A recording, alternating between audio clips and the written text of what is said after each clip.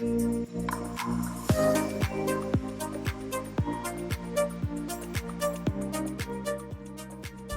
plan to go by boat towards Bandon, as far as Kilmacsimon Pier, retracing the route of the centuries-old trading route between those two market towns and the wider world. We will describe various points of interest along the way. Okay, we've just left the dock. We're at Castlepark now. We're at Castlepark townland, which includes the dock, and the other townland beyond that is Old Fort, which houses James's Fort, and before that houses Castlepark Castle, which was built by the De Courcys. Below that, during that time as well, they also built the blockhouse, which was the water defence. Later became the water defence for the fort, which when it was built in 1603. The dock itself, as such, doesn't exist as a name. It's actually Castlepark, but it got its name from the Royal Naval Dockyard that was here in the early 1500s. The dockyard was there for about 70 years. It didn't transfer to Kinsale because the ships got too big and they needed more water. Subsequent to that, again, it eventually went to Cock Harbour, and we know about Veromey Dockyard and all that sort of thing. It was in the same area. On the other side over, you have Compass Hill, which has a big links with the dock via the ferry. There was an official ferry there for hundreds of years, for centuries, until the 1920s, which was governed by the King and Queen of England, of whom you had to get a licence from in order to operate across the river. That ferry was taken over by the O'Donovans in the dock when the state came into being. And they ran it until 1959-60, and it was done then in a haphazard way by John and Jerry Cavan, who were residents of the dock area just up the road from it. Yeah, that's the home of Brian Cavan there to our left there. That was built by Michael Nagle and his wife back from Cork City. His wife was a Kinsale lady back in the early 70s. Lovely bit of carving done out there. Yeah, there is. Yeah, Brian has gone to the trouble there of getting people with chainsaws to carve a tree that had fallen or had died, and there's a beautiful stock replica on top of it. We're approaching the Archdeacon Duggan Bridge here, which replaced the Western Bridge, which we'll talk about later up the river. This bridge was built during the mid-70s. It opened in late 76 and it was officially opened on the 27th of January 1977 by the Minister for Local Government at the time, James Tully. Archdeacon Duggan was a man born in the halfway, and he became a priest, obviously, and he was involved as a deacon in the British Army, and he later came to Kinsale and ministered here and did some fantastic work whilst he was here. On our left here now we have Ringrone Castle, which was part of the Courcey estate and indeed Ringrone parish, which begins at the blockhouse and runs to Kilgobbin Castle. It transverses then to Temple Trine, encompasses the up to the old head lighthouse, but out of that is taken Kilrone parish, which was beyond Sandycove and over to Dooneen. the parish of Ringroan also was beyond the Temple Trine parish and included the lands of Kilburton Castle, and then the other parish in the area at the time would have been Balladee parish. Ringroan Castle was built in the early 1200s by the de Courcys. It was a castle who were based at the old head at the time. This Milo de Courcy got himself married to one of the Cogans from over by near Carrigaline, and this was a part of their wedding arrangement. So they lived there. In 1265 there was a merciful battle here. The McCarthy Rays attacked the castle, and there was huge numbers of death.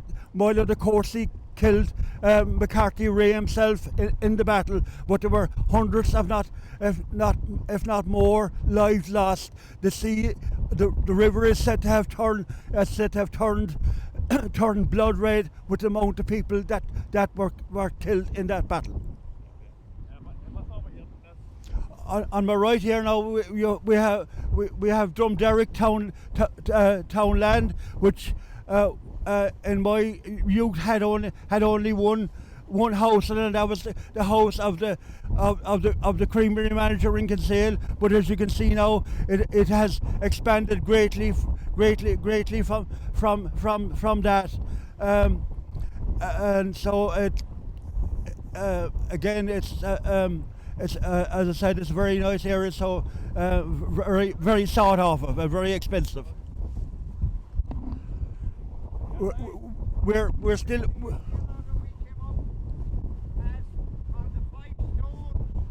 Yes.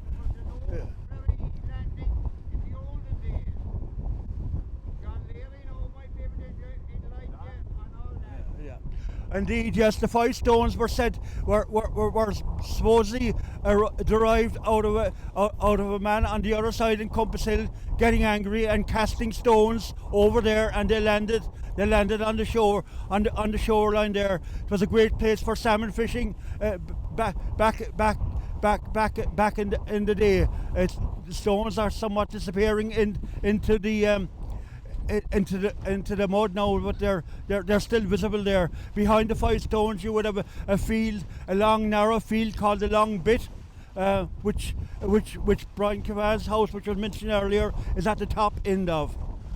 We're still over to our right here now. We still have Ringroan, but we're Ringroan townland, but we'll be a shortly now approaching Ringfinnan,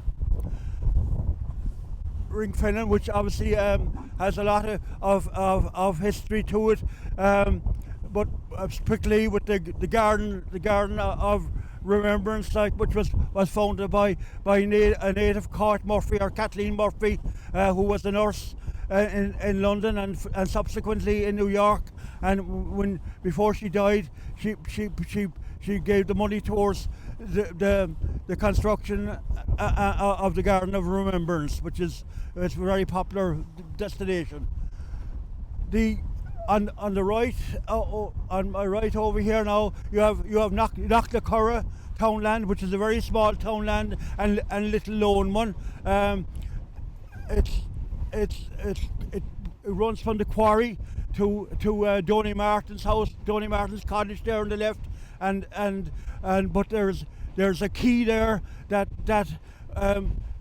was where they landed materials that had to be brought through the western gate of the Kinsale town wall.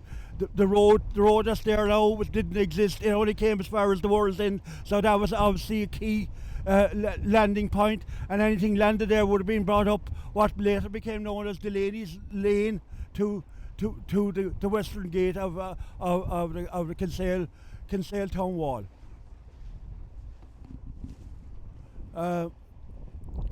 Again, the road that runs along what's now known as the Marsh didn't exist either. That's in Kilmacsimon townland. That was built by the Fitzgeralds back in the around the 1600s, and prior to that, the tide ran all the way into what's now the marsh. They also built a quay there, which obviously dries out in low water situations, but not sure it was where it is. It would have been a great deal of use, but it's a nice looking quay anyway. One of many along the river, of course.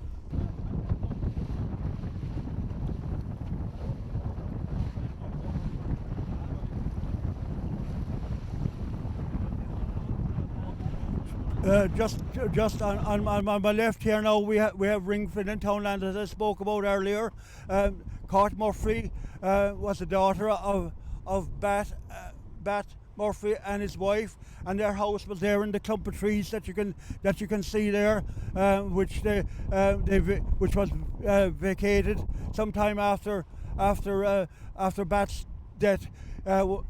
Cort's brother Barry died just recently in the last few weeks. So there are still 3 sisters of that family remaining. One of whom at least lives up on the top Ringaroan Road.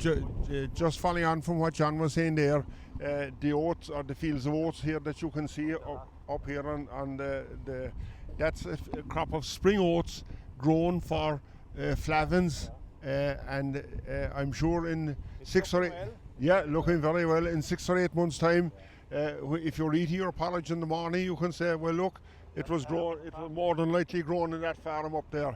That's the farm that John just mentioned, owned by the late Barry Murphy, who died How much ground is there? We have around 50 acres. 50 acres of spring oats. It's all oats, spring oats.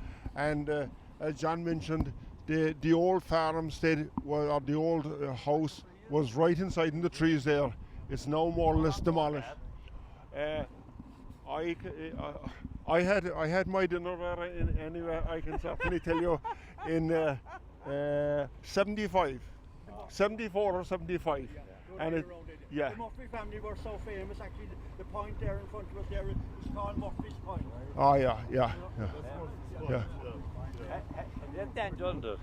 This no. Danjo's a brother, and Danjo owns the field with further to the right. No, that's now owned by Donal O'Leary. So the Murphy families, their farm or their land stretches from here to the top road, right up there, the bit of wasteland. And as I've said, the old farmstead was in the trees. Barry built a new house when he got married, just up the lane a few hundred metres. And his brother Danjo, I think, is also deceased now. And he married to married a neighbour of yours, sorry. And they both of them are dead with a long time. But I can recall starting off as a contractor in 73, and I spread lime in all of that land for the Murphy family. And both Danjo and Barry, the farm was divided. Danjo had half, Barry had half. And that was the scene at that stage. So subsequently, Kathleen, the lady that was in America, Cod. Yeah, she bought from, I believe she bought from Danjo Murphy, because That's where the Memorial Park is. That's right.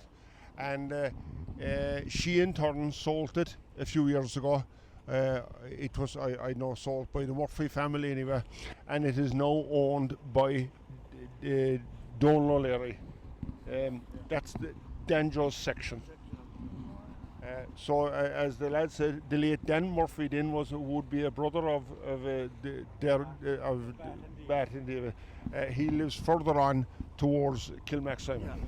Across the way here now, on the right, is a recently constructed Black's Brewery and Distillery. It's a magnificent structure, and also behind that then you have Kinsale Community School, which has approximately 1,500 pupils from courses to Ballinhassig and to much further afield. which is it's a very popular and successful school in young scientists exhibitions and etc. We're on my left here now. We have what's known as the ship's graveyard. We're just approaching Kilmacsimon townland, and obviously that's famous for placing retired ships in that there's no further use for. Currently there's a part of a marina there. The jetty was the fisherman's jetty at the ferry slip in Kinsale, which they fitted a new one, which was supposed to be much higher, and they were supposed to be the liners were supposed to be able to tie up but that's too low. The new one is too low. There's nothing wrong with that. Yeah, that's all. Yeah. Now, just on the right here now, we have what was Kilmacsimon limestone quarry. This was a very famous limestone. It was quarried here and brought across the river by barge, and you will see it on the front and sides, etc. of Kinsale Parish Church, and also the Friary Church. It also was fitted to the edges of the Lobster Quay and the Pierhead in Kinsale, and was a very attractive was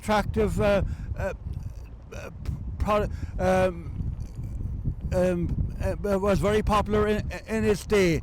It was some job there to mine big lumps of stone, carry them across the river or down the river, and then put them in place in the various locations that it ended up in.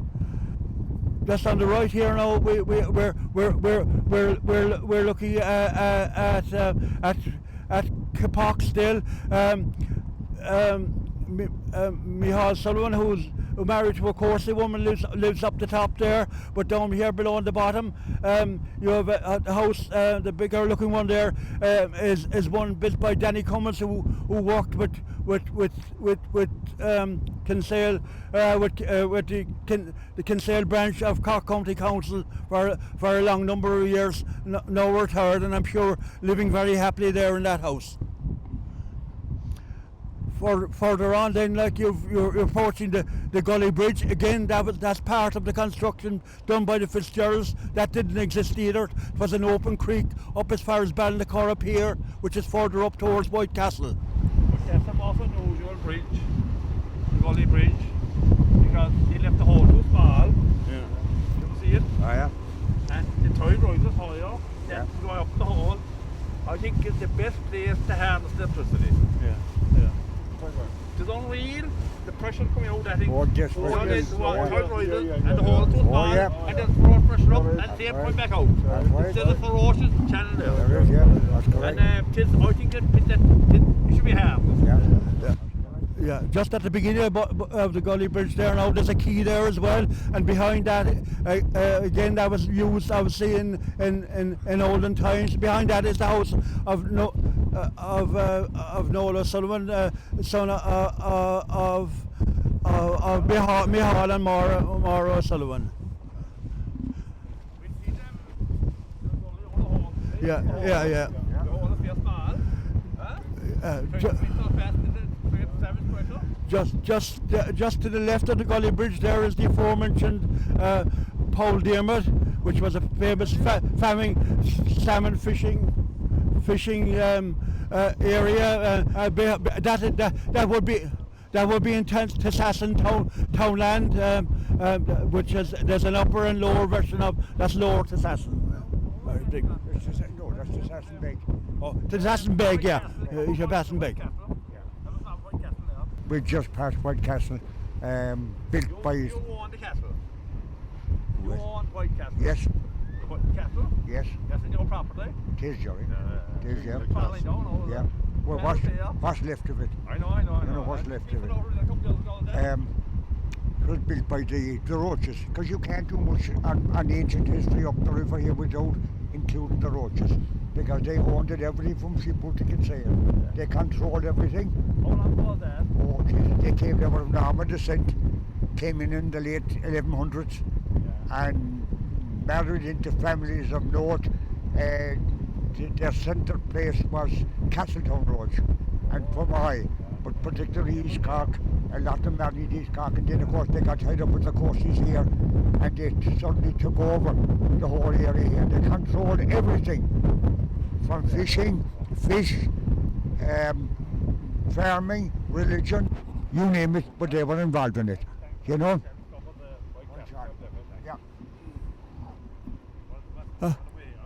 We're still with Tisasson, the Tisasson Beg. To be correct, Tisasson Moor and Tisasson Beg are the two townlands. On the left of Tisasson Beg there is the home of the Parrott family who've been there for forever. One of them actually, one of the family has a house opposite Ringrone Cemetery as well. A neighbour of mine. Then the next townland after that, then, which is on the other side of the bridge, you'll be coming to Ballywilliam after that, which had a Ballywilliam house, which is a huge house which George Webb lived in my memory. And the house and back in the 90s was owned by famous singer Tori Amos, who has since subsequently sold it, and it's now apparently a very popular Airbnb spot. The Griffins bought the farm, and they built their own house beside Ballywilliam House. Christy Griffin and his wife Peggy. On the left here now we're still on Kilmacsimon townland, which runs as far as the Courcy side of the exit of the Western Bridge. So that was home to the Bat Buffy. The Bat Buffy family we mentioned earlier, but more importantly than that, to the Kiran family, who managed the opening and closing, etc. of the Western Bridge from when the Irish state was formed in the 1920s until the bridge closed in 1976. 77. So the Kiran family had a very lucrative contract there, I'm sure, and they looked after the bridge diligently. And it swung around. Yeah, the Western Bridge was built in 1885 as a replacement for the Herald Bridge, which was there before it. The Herald Bridge had only lasted about 40 years and was of wooden construction, and it was attacked by worms from the river bed, and also that had an opening also to go upriver. But somebody made a mistake at one stage, and a ship actually hit the bridge and did some damage. So the Western Bridge was very badly needed when that was opened, as I said, in 1885. The Kiran family unloaded coal here themselves, just at the quay here on the left hand side. What? They owned that Kiran's Quay. Kiran's Quay, and they had a coal business distributing around Courcy, the southern part of Courcy parish, as well as farming and as I say, looking after the bridge. The bridge was taken down post the opening of the Archdeacon Duggan Bridge and further down the river.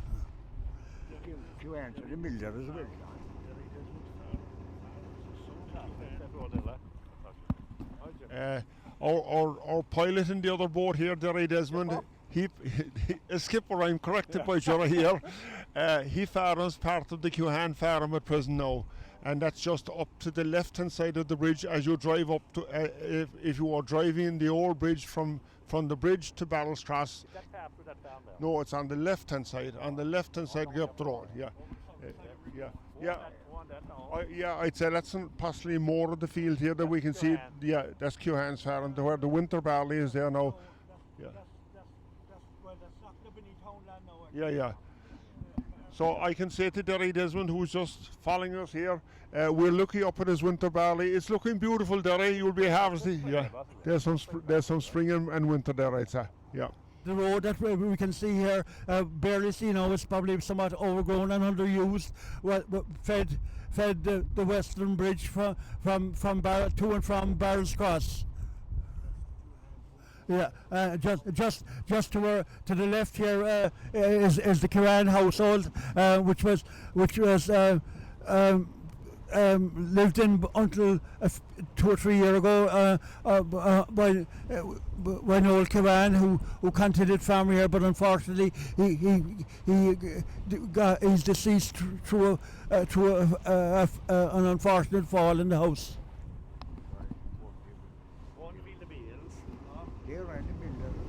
They were also Kiran's they were also millers. I'm informed here by Mr. Murphy here to my left. Talk away about it. I don't know. You just talk about Belly William House in the foreground there, John. Yeah, talk away. You spoke a while ago, built by the Barters. Okay.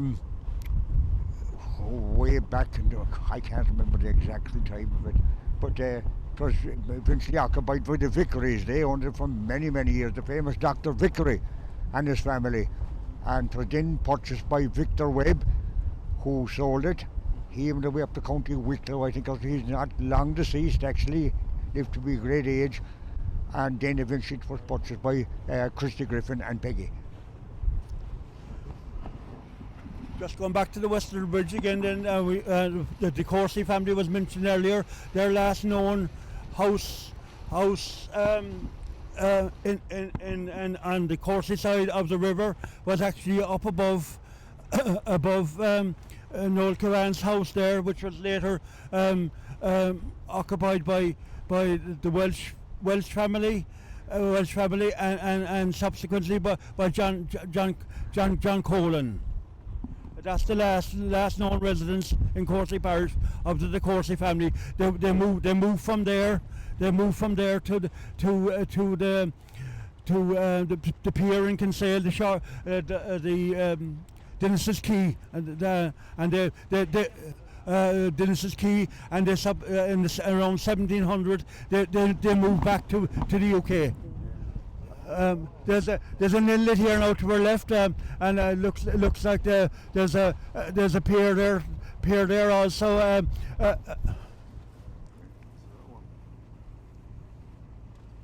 Yeah, it's in the Corahoo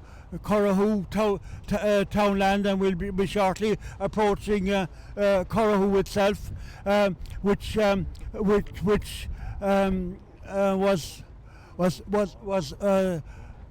where the Bullens family lived after they who were famous for having Bullens Bay called after them in the old head, and they moved from Old Cork Cross, a house in Old Cork Cross, to a house here in Corahoo.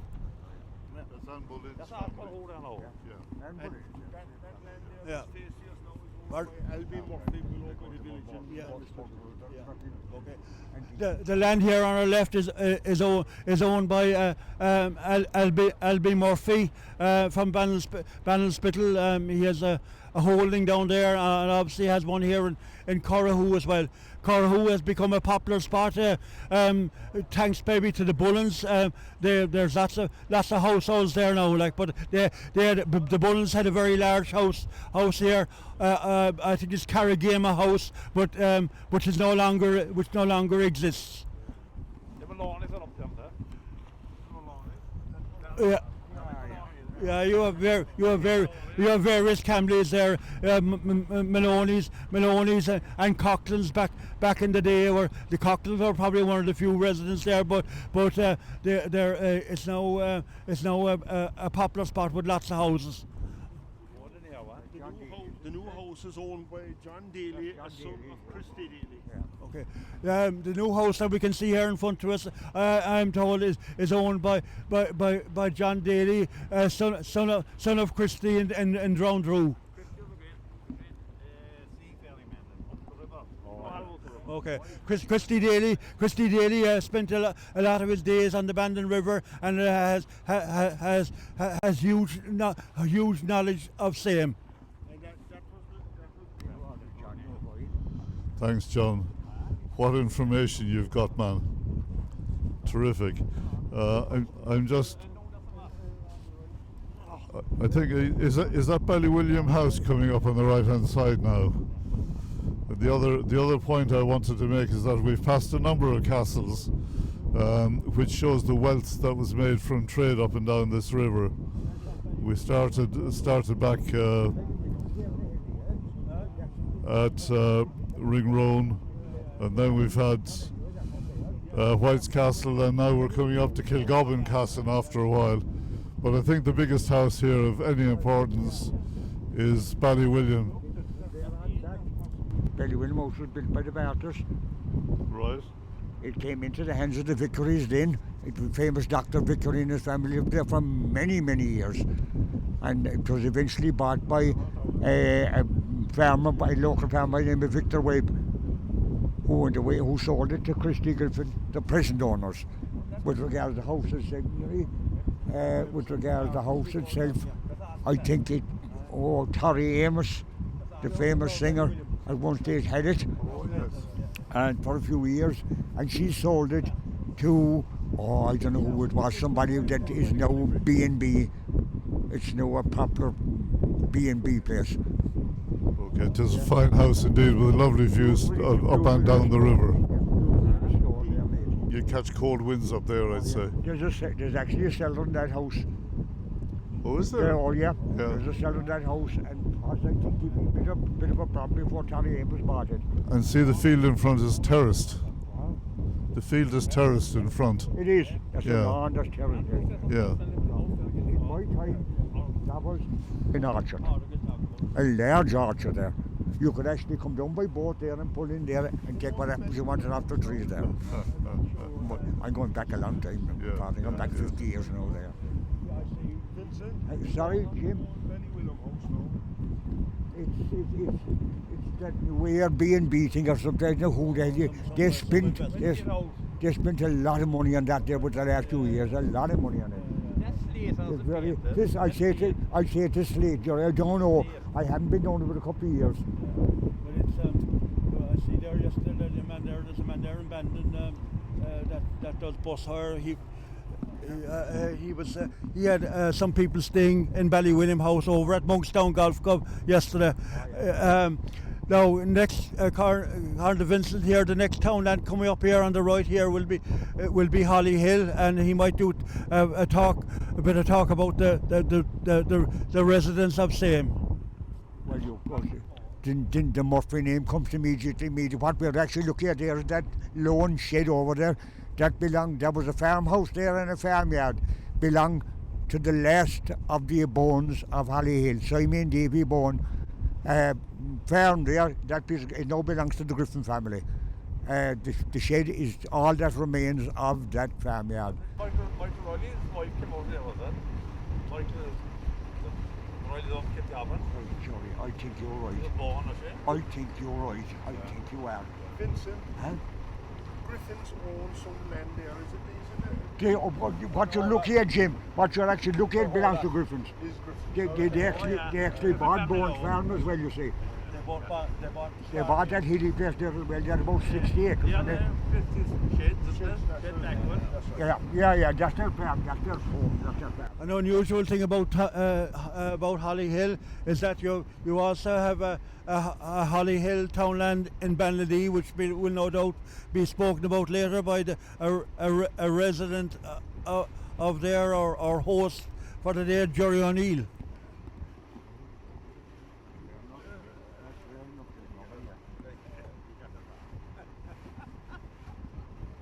I had that right, had it?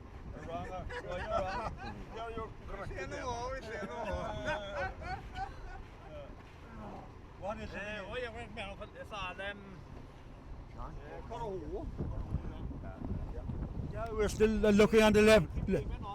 Looking at the farmland of Corahoo, which is obviously quite an extensive townland. The original Ringrowan parish had 40 townlands in it. When Courcey parish was formed, that reduced to 36. So it's still, even though it brought in Banladee and it brought in Temple Troyne, it lost a large section. It also brought in Kilrowan parish actually, but it lost the large section to the west of Temple Troyne by the Salt House, which included the ground under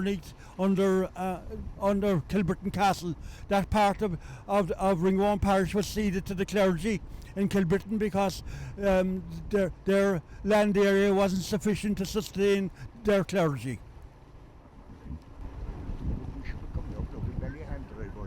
Yeah, we'll be shortly approaching Ballyhander, which is probably is actually the last townland in what was Ringrowan parish. It switched to Balladee after that, at onwards from Kilgovan onwards.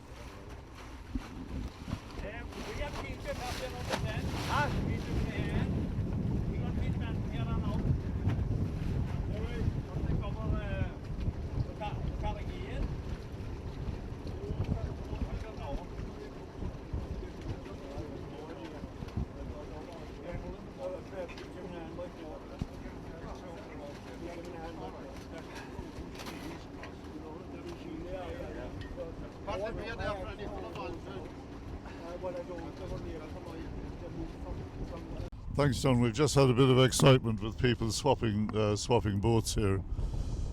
And apart from all this history, it's a beautiful, beautiful day for a cruise up the river. John, do you know who lives in that house on top of the hill there?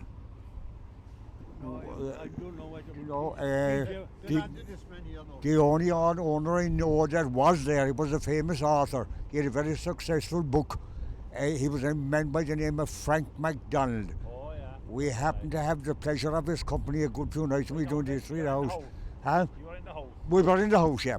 We in fact, he asked us one night, we had the film of the little show prepared for the society in Kinsale, and he asked us to give him a preview of it. You know, I think he went back to America, Jerry. I'm not too sure. Or who owns Corahoo House now, I don't know. It's for sale at the moment. Is it? Okay. And million, I know that they 2 million take a million and a half or something. All right. For the Bullens, they were 2 houses there, John, as far as I know. But that's right, yeah, that's correct. And the Bullens were the owners of both, but they were the same Bullens as Henry VIII's second wife, Anne Boleyn. They were the same family. I think John O'Leary has done such great work. He's run out of steam at the moment, so we'll have to do some sort of infill here. Jerry, what do you want to say to us now? We're just passing a place known as Dempsey's Rock. I used to come down there with a buddy of mine shooting duck. We used to steal down there, and when the tide would be out, the duck, they'd be lined up along there sitting in the rocks or something, and we'd give a shout, and That's Ballyhander. that's Ballyhander's up to the right now, but that's known as Dempsey's Rock. But to look totally different now in the winter when every place is so green now. Yeah. Every place is so green, like Dempsey's Rock, yeah. We're looking up at Ballyhander now, and there's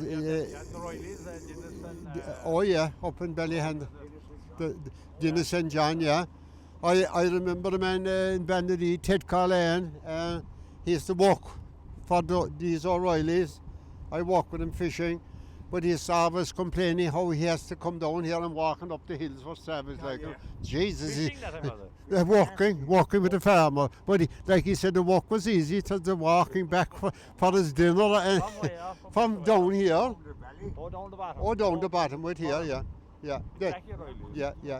But that's my Royalies we're seeing there now. No. Oh, are you sure? Oh, that's John Jones, that's what I'm saying, yeah. But you go up the Glens here to Jackie Riley. Up there. You went up there, yeah. But as they say, I know every valley there because I myself shoot it and hunt it, yeah. Every bit of it, yeah. But it looks totally different now because every place looks so green, you know, in the summer. But the shooting season would be November, December and January, so every place would be much better, like, you know. The ducks to come in the evening. You would, yeah. But you could come down there, they'd be resting by day, you know. Oh, right, You'd steal up on them and you know, give a shout and they'd go out. We're coming up now again, we're part of Holly Hill, and in the background there we can see the home, what is now the home of Kevin Nyan. Belonged to the,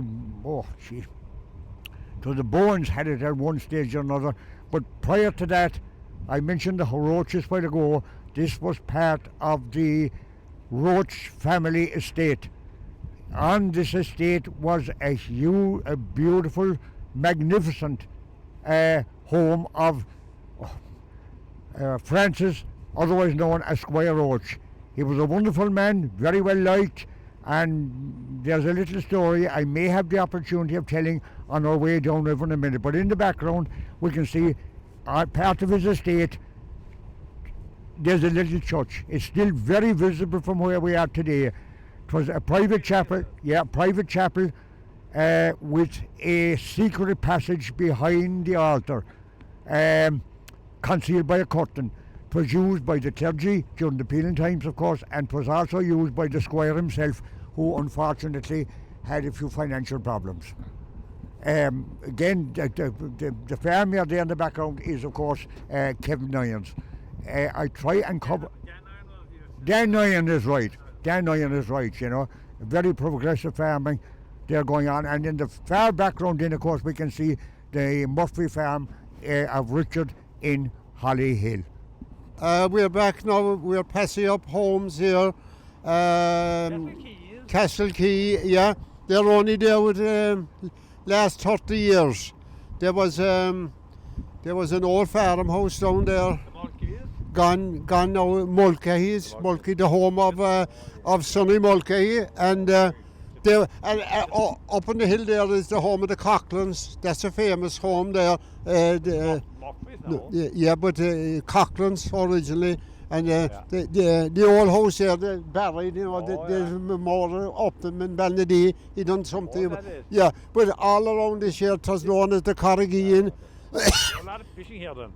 A salmon fishing ground here, and the Mulkeys and the Coughlins had two boats there, and there was a Richard Mulkey. They had a farmhouse up there. I remember doing the post as a young fella and coming down there on my bicycle in the hot weather.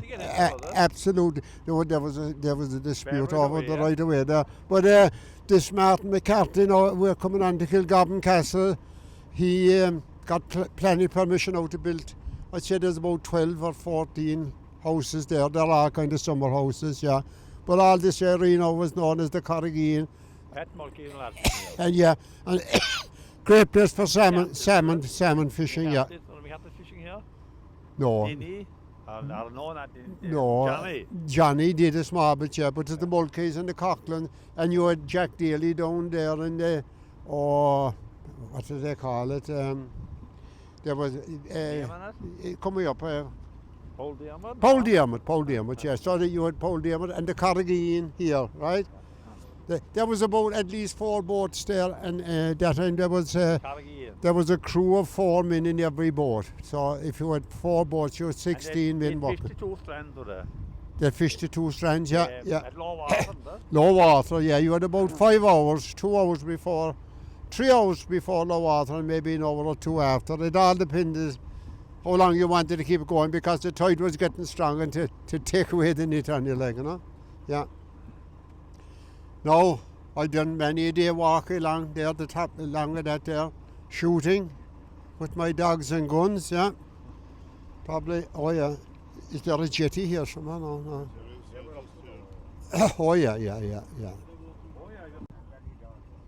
We're just passing a jetty here now. This is only something that was built here in the last 20 years. That never existed. That's the castle there, all right? That's the castle, yeah, that's it there. A jetty now that we're passing there, that's only there with the last 20 years, and it don't seem to be used very often now either. So we're we're heading up now. We can't see. We'll see the castle now. Kilmacsimon Castle now is very near us. Oh yeah, we can just see the top of Kilmacsimon Castle there. Yeah, and I'm not sure of all the history of it, but I remember we had a school. We were going to school in Ballinadee back in the 1960s, and we had a crazy headmaster, but he brought us all down here without any permission to view the castle, and he used to take us on excursions. He took us on another day looking for guns buried by the IRA back in 1920, and I forget, but he was ahead of his time, but he was a loony. But anyway, look. So we barely can see now if we're passing this year in November or December. We'd have a full view with all the greenery and everything. So, but that's famous Kilmacsimon Castle, which has huge history attached to it, which I'm not always well aware. We're heading up now for a place called the Brickyard. This is Kilmacsimon. This is O'Reilly family. Yeah, but we're heading up here now, and Ballinadee Creek is not in view yet, but it will shortly.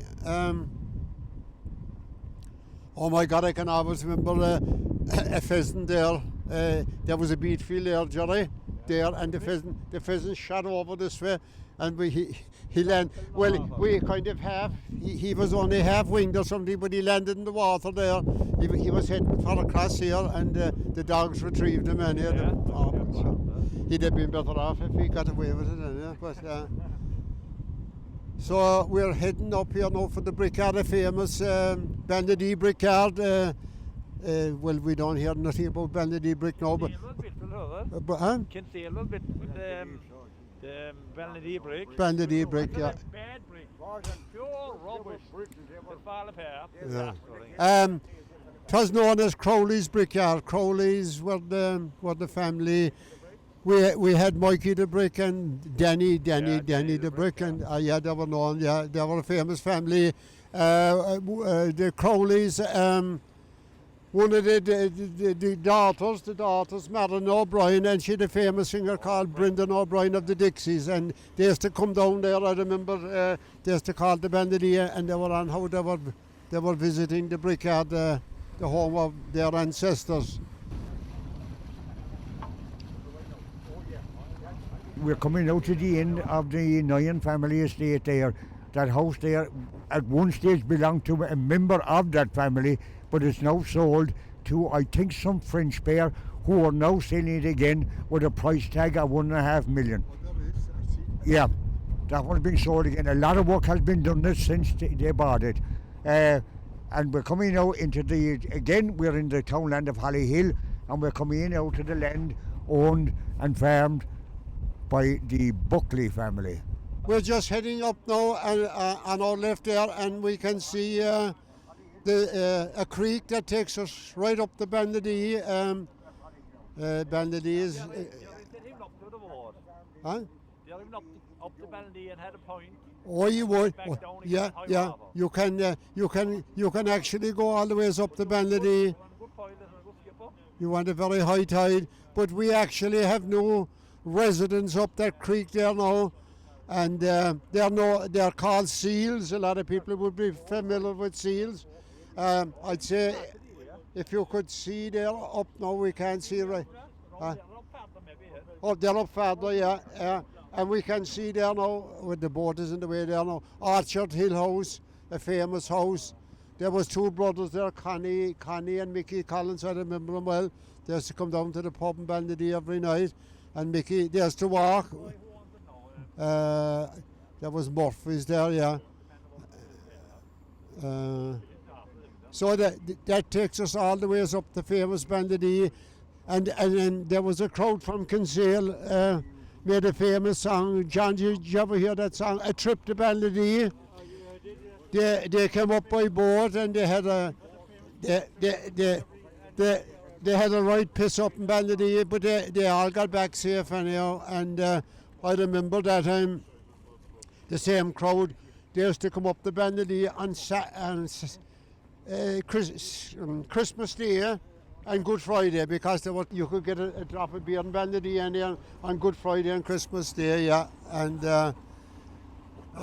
we're up. I can't see any seals but I can see loads of black divers. All right, yeah. They're drying themselves out there now, and we have a very good view of Orchard Hill House there now, which is in part of Kilgobbin, Bandon, yeah. Orchard Hill. Orchard Hill. Yeah. Hey, it has changed ownership a good bit. There was some Murphy fella, Ronnie Murphy, but from Minihane. I will, Johnny, bye. We're looking across now at where is his house? Where's Holly? Behind the tree. Oh, just here, yeah. Just here. Yeah, that's the old home. One time it belonged to the Murphy family, Pa Murphy and his wife. They had no family and they sold it to John Buckley, who was the adjoining landowner. Yeah. That's Holly Hill House. And the barley nearly ripe. It's coming in now, all right. His brother's family had the first loads inside in goods yesterday. On the side, yeah. Vincent Buckley's family. I see that. Yeah. And online, Bandon Co-op headed up. They had, yeah. First loads yesterday, day before yesterday. Yeah. Day before, yeah. Yeah. Well, just going back to it, because I fished there when I was young, going back. There was some fella drowned in the pond. Was he He be, God almighty, he be my uncle. Uncle, right, okay. He be my uncle, But my father's brother. I used to remember the older fella saying to me that there's a light start somewhere there, right? Yes. With a blue light, and it's just all the way along here, right? And over there and into the dune, right? Right. That was after he'd been drowned. Yeah, a blue light, oh yeah. Pa Murphy, I didn't know them, but the older fellas all knew Pa Murphy. Oh, Pa lived, he was a great character. Yeah, absolutely. He was the same Murphy as the rest of the Murphy in Holly Hill. We're coming out to the townland of Peafield, or Oakfield, is it? Wasn't it? Yeah. It was Oakfield. Yeah. And a jury passed away there a couple of years ago, and the farm changed hands, and it's John O. don't know who owns it now. And Johnny, you're looking in there now. That was known as Collins' Key. John Collins, yeah. It was known as that because. It has come out more before. But see, there was all keys for lending stuff, right? But we can't see the house there now. A big old time. I don't know what the total history of it is. There's nobody living there at the moment. But looking in there now, that was known as Collins, and we're just looking up there now, and that's all Peafield there.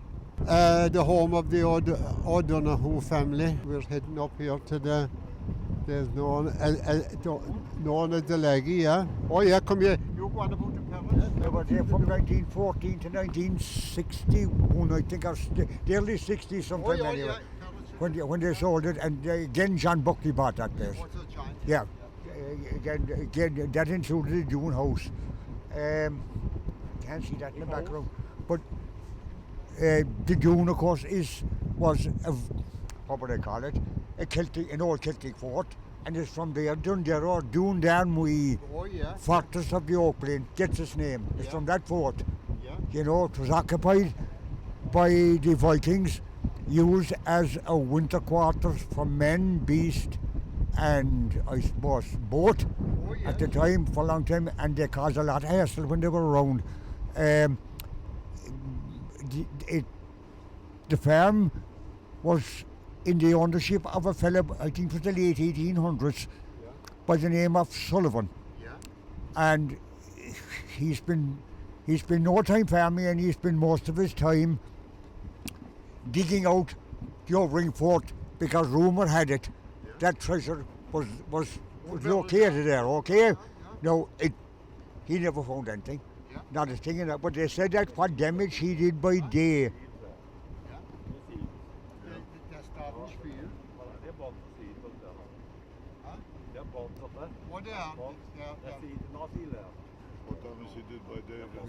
What damage he did by day was added to by the people from Ballinadee who came across by boat in the hope.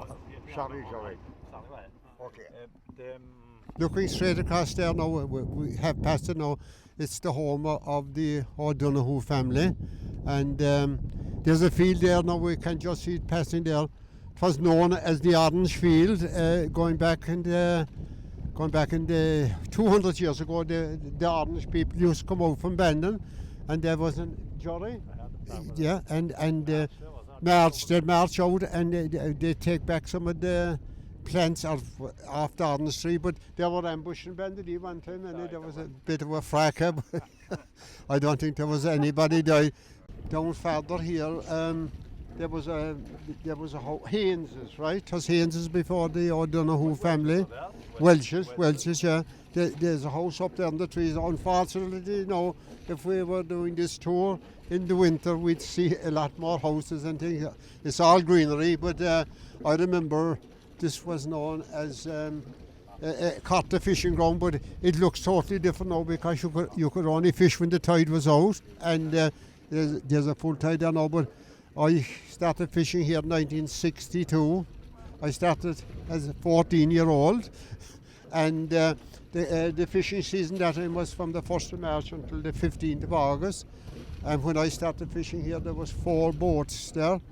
There was Nagels, I was fished with them. There was Longs, Jerry Crowley, and Murrays. There was 3 of a Murray family on it. And we fished from the 1st of March until August, right? But I was my best memory is of being out here every second week. You come fishing you come out the first day you come fishing at. We used to leave home at 4:15, to be bright at 4:15, and you start fishing. But you might be 3 hours here. You'll be going home through Ballinadee at 8 o'clock, and you hardly see no activity. You say, "What's happening here? What's happening here?" You're out for 3 hours after seeing the best of the day. I would say I have been in a few places in the world now, San Francisco and different places, but I can tell you now the days that I spent here back, the mornings I spent back here in 62, 63 and 4 as a young 16, 17-year-old young fella. I would rate it with the best of them, yeah.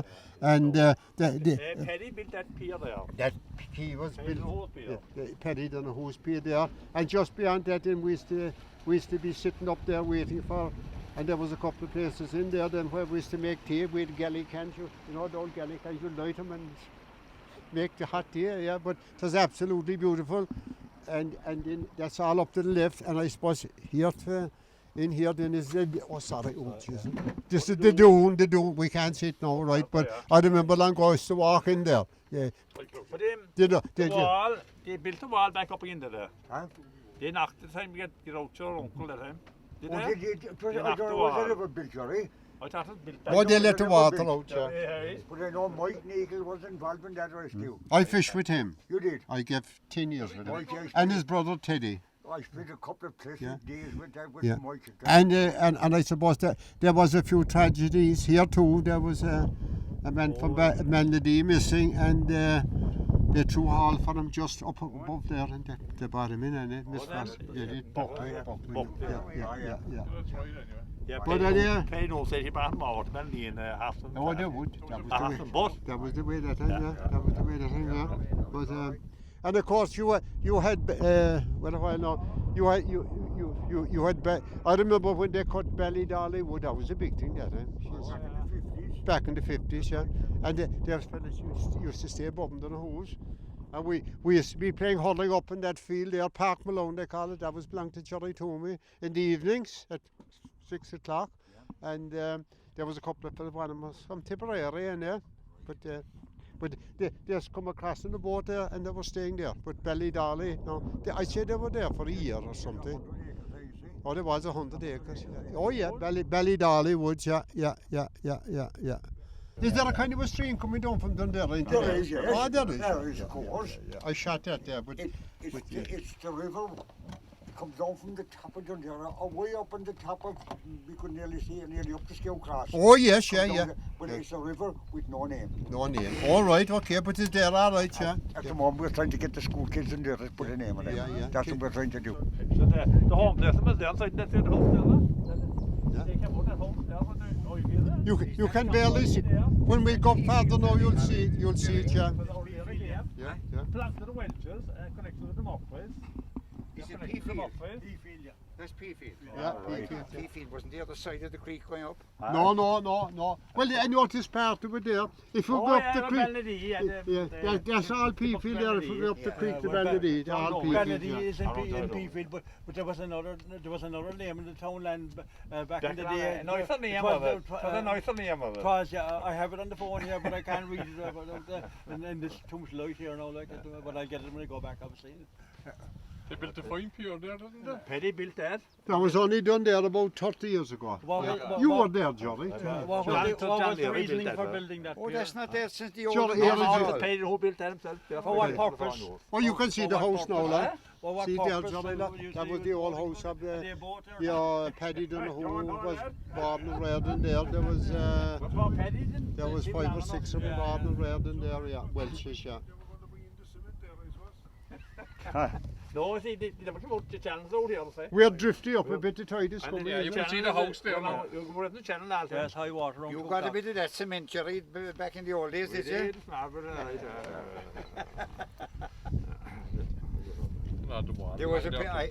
There was a picture of the boat that brought in that cement. It was taken from Ballydolly House.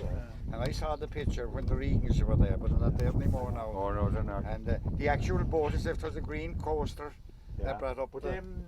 should be only on a small boat, but That small, No, 1,000 tons. there was a cement strike and a bank strike at the same time. That's correct. Early The 70s. 70s. Early 70s. No, The fishing was going well at the same time. No, are you talking about the cement strike? Yeah. Oh, that was 70. And the fishing was going well at the same time. I'll always remember the peak of the fishing was the last week of June and the first week of July, right? And I can remember here the Friday evening, right? And fish were scarce enough, right? The in between the salmon and the peel, they call them young salmon, right? But Friday evening we got 25 fish, which was huge, right? So we came out on the Monday morning and there was only one boat there, right? There was Mikey Nagel, Teddy Nagel, and a man out today that he turned up, Donny Holland, which only fished one season here, right? And was on a Monday morning, right? And Christ Almighty, we're sitting up in the bank there waiting to go out because there's been normally 2 boats. There was 4 when I started, but look, things got smaller. But anyhow, the river was hopping with fish, right? Jesus, we said, what's after happening here, like? So we went out for the first couple of hauls and we got maybe 3 or 4, which was good. You know, the tide was coming down this way, and but then around low water we struck up, which you shouldn't do. They called it a fixed engine. You know, blocked the river, they call it. Yeah. And we were sitting up, and there was more fish jumping above than it, which was most unusual because we'd always turn the haul down. Yeah. And Mikey said we'll turn it down, and we got 27 in the haul, right? And we threw the next haul, and we got 33, so that's 60, isn't it? Yeah. So anyhow, we had 99 fish got, right? But the tide was getting high, and they'd be fierce pulling the net. But I was a young fella, I was, 66? I was only 18 years at the time. And I said, fuck's sake, come on, we'll try another half, we'll make the 100, right? But there was one fella, he was a brother to Mike, you know, Teddy, he was a man for the bar. He said, fuck him, he said, we'll go home, they'll break our backs, he said.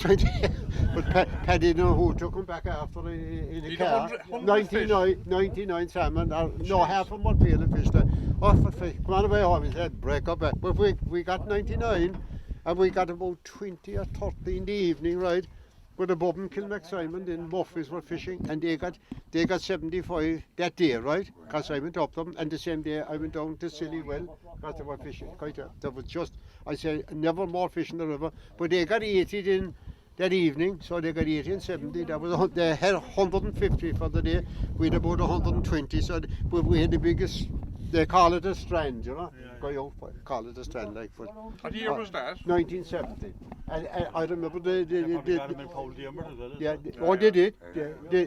cement boats came into Kilmacsimon in 1970 around April, because I remember being out in Skull.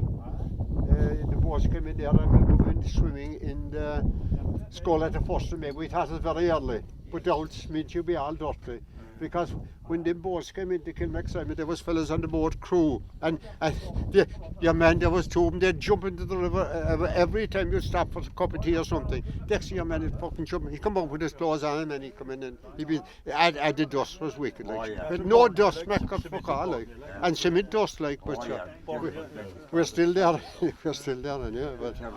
Yeah. But this is the famous carton. I gave 10 years. A lot of fellas gave 40 years there, but.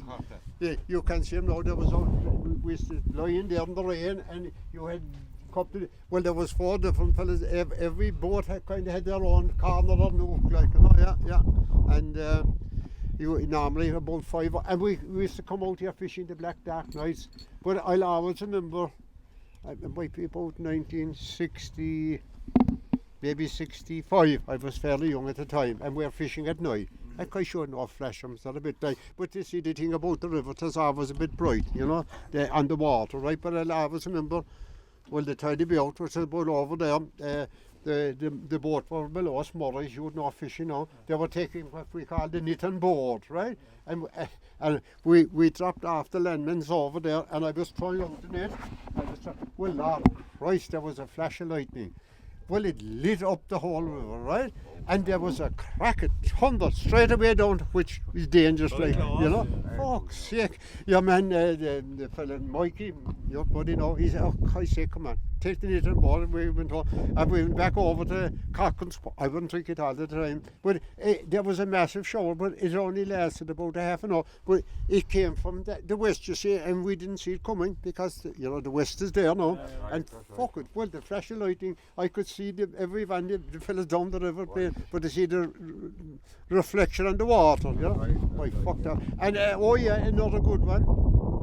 They're on about tsunamis, right?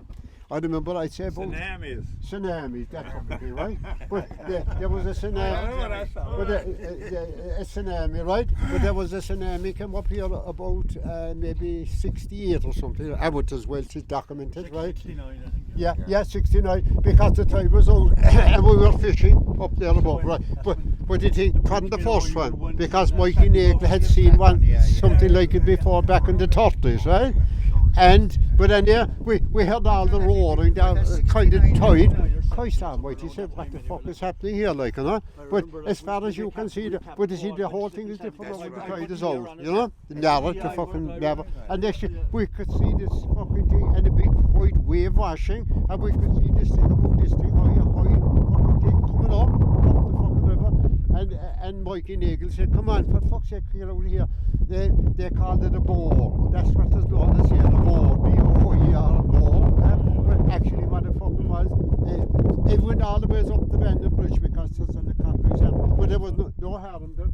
We got it. I remember standing up there above, and we put a big long rope on the boat, because normally you throw the anchor and you just get out the boat and you pull it in when you come back again. Well, the fuck, but it was about I won't exaggerate, 3 to 4 feet high, and it came slowly, and fucking washed it out. It went all the way. We could see the fucking thing way up there, but Mikey Nagle had seen it before. He was the only fella now, so.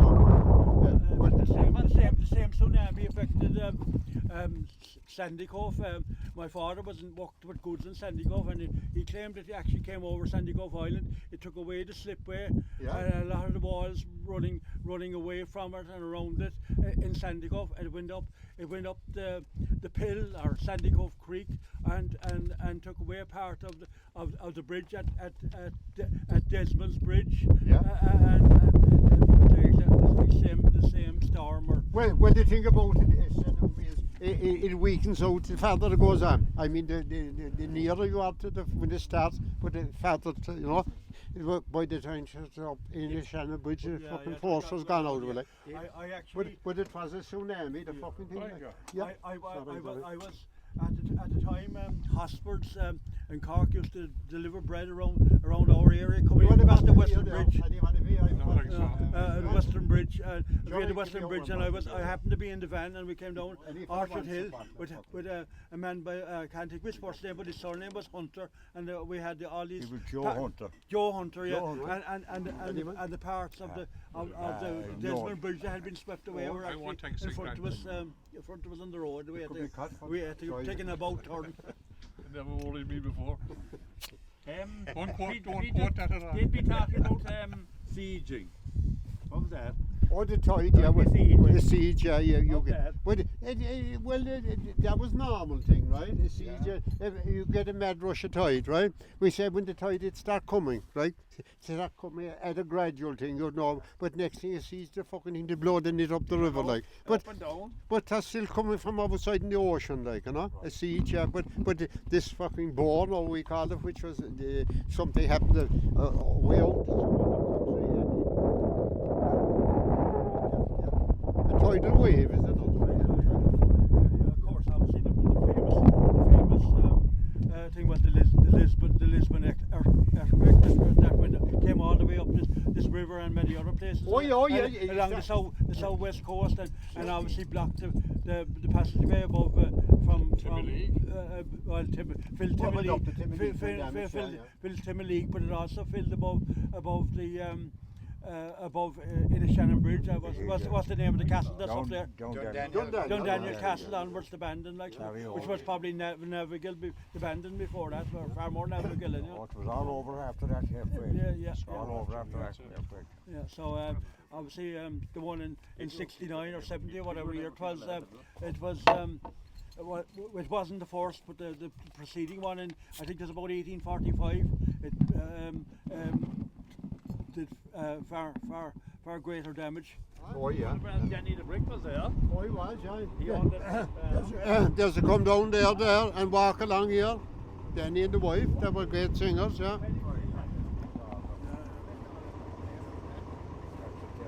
Your man used to call out to us there, Vincey. The Regan Ballydolly house, the father. Poor old Pat. Yeah, Hartley. You want that, yeah? Lived in Bandon, he bought Ballydolly.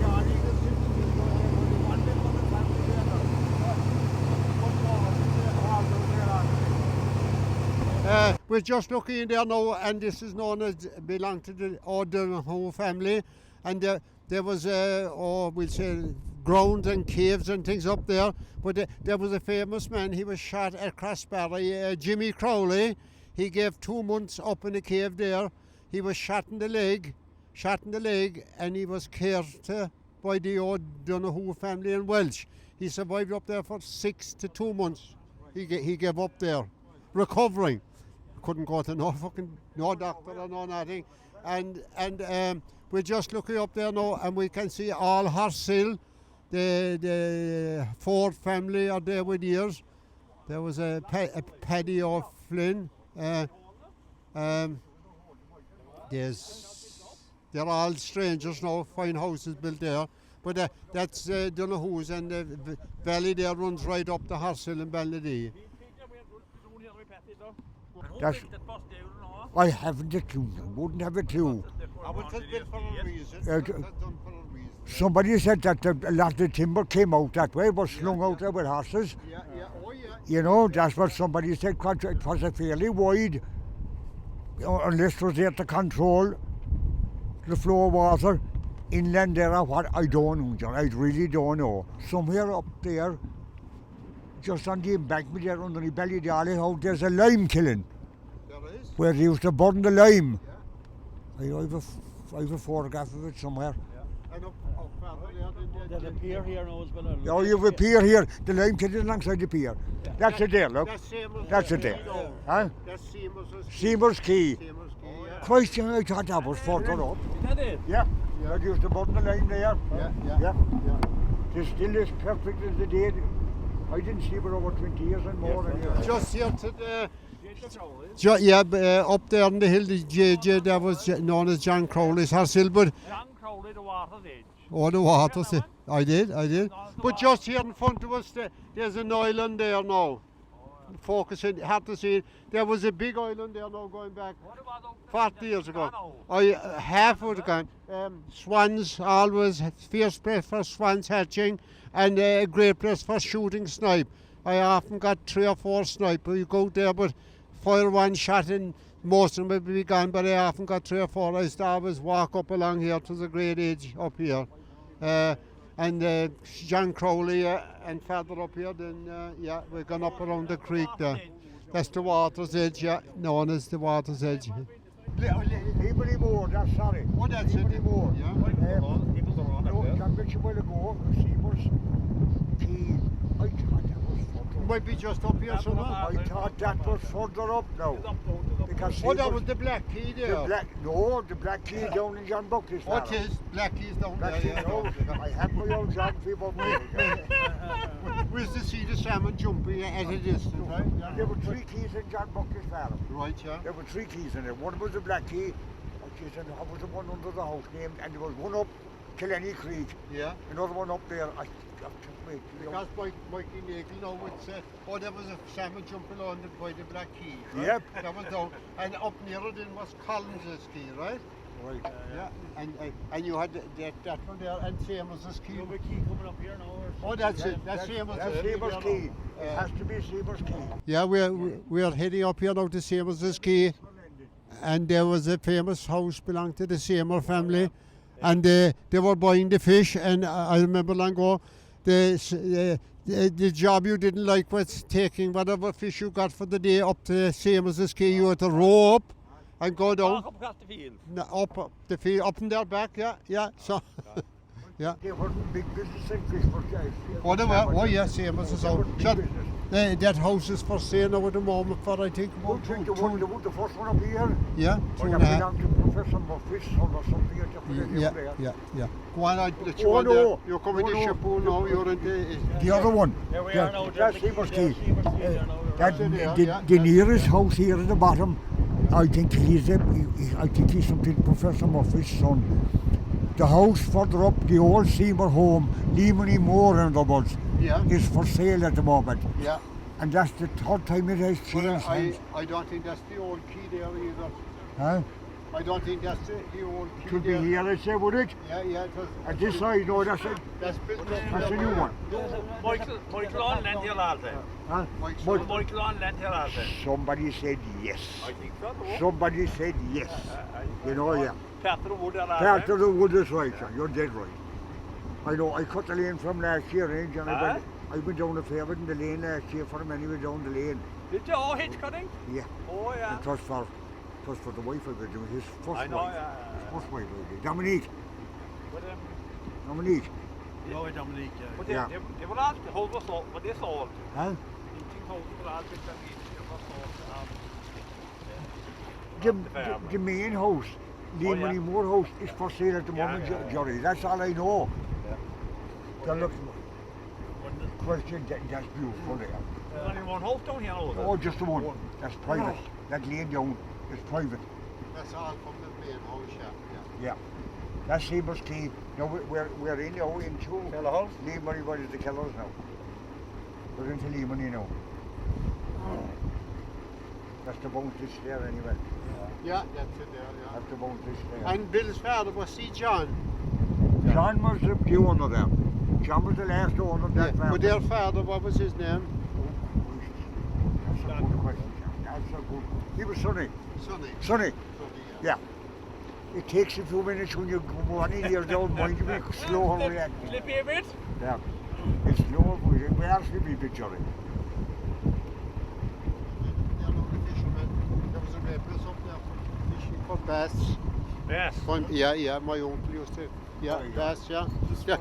There's a bit of a key up here somewhere now too, but what is there, lad?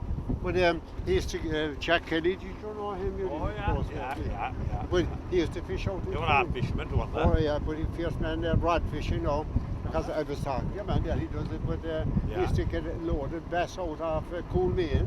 Oh, yeah. Out the rocks there like that. And Best was only poor relation one time. Oh yeah, we should But now, yeah, Best is a kind of delicacy. Oh, absolutely. And Best now, Yeah. this was a very fancy Langordian, now Best and Best. Salmon, salmon. We threw them out. It's such a delicacy now. On the best of we eat, you buy in fillets or whatever. Out comes some grease and salt farm. Actually, in Duggan Bridge comes ashore. Oh yes, There, yeah. there was a great famous Oh, yeah. bass pool there, like, and obviously supplied my parents with them, and which we enjoyed immensely. But the river was full of fish. I remember going back in the 60s, young fella, at night, Vince, when you'd be out fishing at night, you'd hear all the fish breaking in the water. But up no, same as the ski there, they keep away. Where you be fishing like? Yeah. Fuck's sake, like. Just to come up on the Bandon bridge there. Yeah, ship all here down there. That ship hole there, oh yeah, yeah. There was a woman up there, now I done a job for us, Johnny, right? At the time JJ was putting the pontoon down there, Oh, right? yeah. Well, she wouldn't see Martin McCarthy's, no. Yeah. But she was onto me, she said, what's happening down there? Yeah. They were digging, Yeah. and I said, Yeah. maybe you done the digging, I don't No, know. no, But anyhow, yeah. she was onto me, I should have up one, Yeah, two or yeah, three of them houses there, they viewed down the river, right? So the nicest spot you could get. Oh, yeah. Up there looking down the Bandon River. And the Philip handsome spot. O'Connor built the first I house did, there. yeah. But anyhow, she said, oh my gosh, she said, I'm going to objecting to this time. Yeah. And she was up here, and we passed her way down by Kilmacsimon Castle. No, it's not that far, no, down there. But Yeah. JJ Crowley. JJ Crowley. Oh God, she said, I must object to that. She said, that's going to spoil my view of the river, she said. I said, I remember I was in there one time shooting pigeons, right? Yeah. And I shot a pigeon, and he fell down by the tree, right? And I was looking for him. The pier, the Inside, pier, look. huh? Oh, that's the black key there, that's the key now your man used to fish for. But it has a way bigger when the trees have grown over, like. But anyhow, I was picking up the pigeon, well, Christ, there was a nest of bees inside the tree alongside. Well, mother of fuck. I had to run, I dropped the gun, I fucking ran up. Well, I'll always remember to the Friday night. And this is a long time ago inside the Ark with the Dubliners were playing. They didn't give too many concerts now. Right. And I was inside at a concert, and I was sitting, and there was some couple of fellas I knew behind me, and they said, what's wrong? My head was all lumps. They went into my hair, Lord, constantly. But I came back in here after about 10 minutes, and I got a gun, and I fired about 10 shots into the nest. I fucking, well, you could call it revenge or whatever. I swam up and tried there for the cottage with I had 4 gun dogs with me. I felt safe, you know. They swim alongside there. Right. I came up with that Johnny there. Oh, yeah. From the cottage there. Swam from the cottage to Kilmacsimon. Oh yeah. But I had 4 dogs as guy, you know. I swam right up the middle of the channel there. Yeah. Oh, I wouldn't do it no money, but How long will it take? it only took about a half an hour, 3/4 of an hour. The tide was coming. Oh, I timed it well, John. I made sure. the tide was with you? I made sure I wasn't swimming. What, against the tide? Well, I was well aware of the tides that you know, from fishing or fucking. We're approaching Kilmacsimon Quay here now. Obviously, a famous coastal rowing territory. There's now 2 rowing clubs there: Kilmacsimon Quay Rowing Club and Kilmacsimon. Kilmacsimon Quay has only been recently reformed. Well, it's probably 2 or 3 years ago now. But anyway, they're off down in Whitegate today at a regatta, and Kilmacsimon club travelled to Donegal overnight, but unfortunately their beach sprints at Port New in Donegal were cancelled because of the potential for high winds. Of course, the Bandon River also had a rowing club at the Western Bridge, which was manned by the Kewans, which was long established. The Kilmacsimon one here probably is dates from the 60s or 70s, and then there was one at the dock, which was actually the Dock Rowing Club, which was founded in 1918, and obviously it was put in mothballs in 1959-60. I coxed at that time myself at the dock because of the immigration. Everybody that was in the area immigrated, and they only took people from a small area, from a relatively small area. They wouldn't take Kinsale people. From Barrels Cross to Old Court down to Sandycove, all in that area. There were an uncle of my wife's, Paddy Kewan, in Dundee. He was one of the few Kinsale members that was ever accepted. There was also an Austin man who cocks as well, and they were the Billy Austin. In fact, is the name from the World's End. He cocks, but because of his ability to cox, I'd say that probably got him over the no outsider barrier at the Dock Rowing Club back in those days. Yeah, of course, Kilmacsimon was not just famous for rowing. It's also originally had obviously a boatyard, and it's still there. It was established by the Kingstons, but I think it's now owned by other people. Somebody from East Cork, and of course, obviously, Kilmacsimon Quay was probably made famous for all the imports that came up here on coastals through the coal and fertilizer. Coal first, yeah. The fertilizer Yeah. And of course, then during the famous cement strike in the 70s, it was also imported here. Obviously, a quiet location, because obviously it was a hot situation with people being on strike and whatever. So these Kilmacsimon key houses, apartments were built probably in the 90s. Probably yeah. Yeah, I'm told. I'm corrected here. It was during the boom time. You can see Kilmacsimon Quay rowing boat there on the pontoon. So those houses and apartments are very attractive. Obviously, Kewan's pub was a very welcoming hostelry in its day. Unfortunately, no longer in operation, which is a big loss to lots of people from near and far. The Kewans, of course, were also involved in the fishing business. That The boat Kilmacsimon. Oh, there was a boat. There was a boat. Murphy's. Murphy's, Teehan. You want to talk about them there? No, go on. No, obviously the Kewans weren't the only boats here. There was Murphy. Yeah, there was probably about seven or eight at least salmon fishing boats here in the heyday of the salmon fishing. Now we're approaching Kilmacsimon Rowing Club boathouse, clubhouse, and which also fulfills as Kilmacsimon Community Centre, which was probably built in around 2010 or so. Yeah, around a huge facility. Which was one of they were the first club in coastal rowing to have such a facility, and it's a great testament to those that were able to fundraise to build it and maintain it and run the lotto that's still funding it today on a weekly basis. So if you get the opportunity to buy a Kilmacsimon Rowing Club ticket, please do so.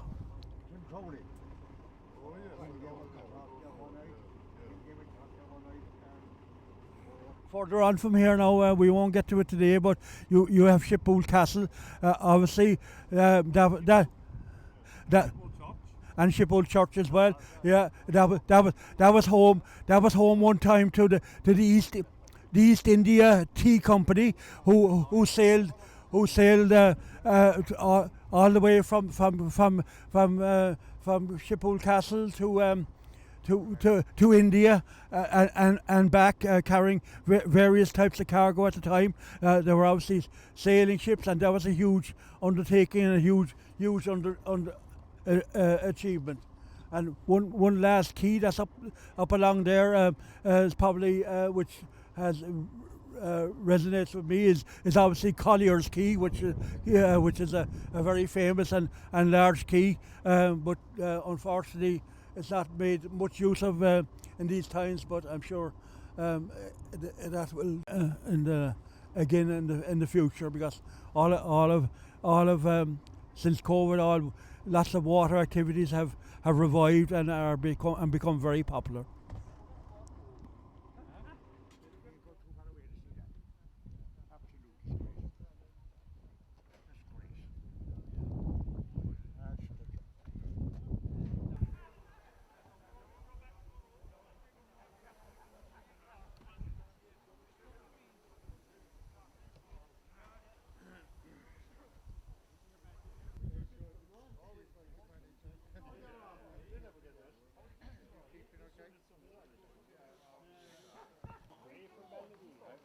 I'm from close to Kinsale there, like down by the bridge. Yeah. What's the group? It's just a kind of, get a bit of history on the river coming up and things like that now, you know? Yeah. And this...